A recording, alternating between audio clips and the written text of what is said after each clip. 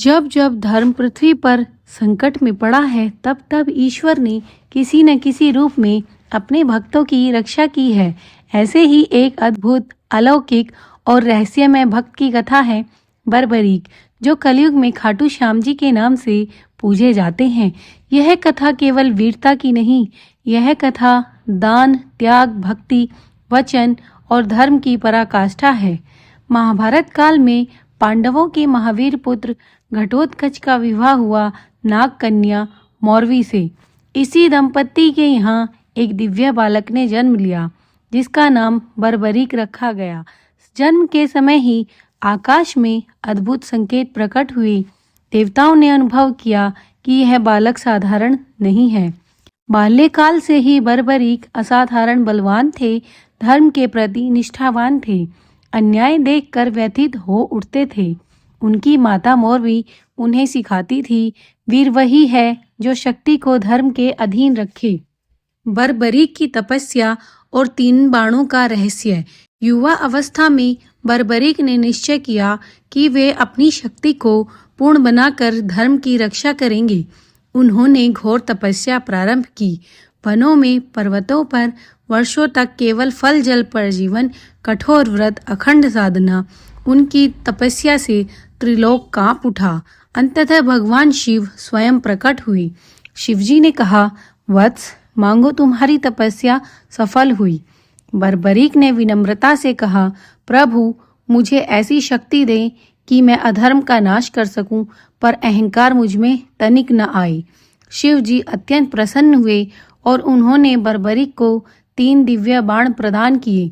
3 बाणों की दिव्यता यह थी कि यही 3 बाण बर्बरीक को भगवान शिव ने जब स्वयं दिए तो यह हमेशा के लिए अमर हो गए। यह बाण युद्ध भूमि में शत्रुओं को केवल चिन्हित करता था, जिसे चिन्हित किया गया उसका विनाश निश्चित होता था। दूसरा बाण, यह बाण उन सभी चिन्हित शत्रुओं का संहार कर देता था।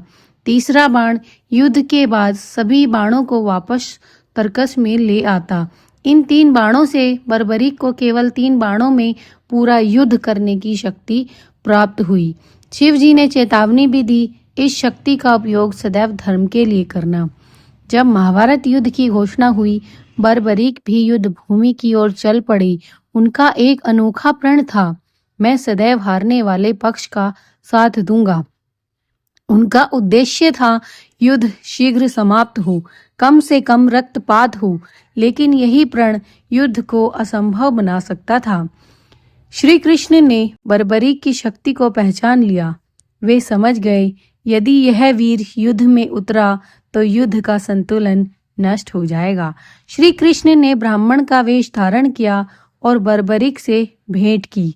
कृष्ण बोले, वत्स, तुम कितने बाणों से युद्ध जीत सकते हो? बर्बरीक ने सरलता से उत्तर दिया, केवल 3 बाणों से। कृष्ण ने उनकी परीक्षा ली और एक पत्ते वाले वृक्ष को लक्ष्य बनाकर कहा, यदि सच कहते हो तो दिखाओ। बर्बरीक ने पहला बाण चलाया, सभी पत्ते चिन्हित हो गए, यहाँ तक कि श्री कृष्ण के चरणों के नीचे छिपा पत्ता भी। श्री कृष्ण मुस्कुरा उठे।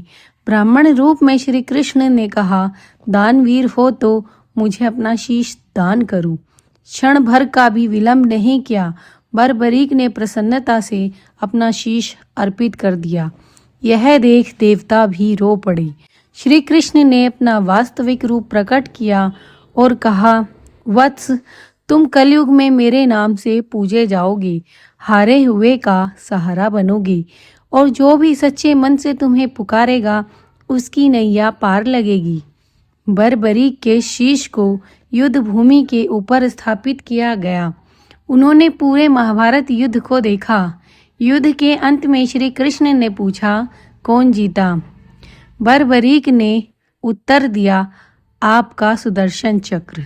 युद्ध के बाद बर्बरीक का शीश राजस्थान के खाटू क्षेत्र में प्रकट हुआ। यही बना खाटू श्याम जी का दिव्य धाम। आज भी माना जाता है, यहाँ मांगी गई मन्नत खाली नहीं जाती। सच्चे भक्त को श्याम कभी निराश नहीं करते। आज श्याम जी कहलाते हैं, हारे का सहारा श्याम हमारा।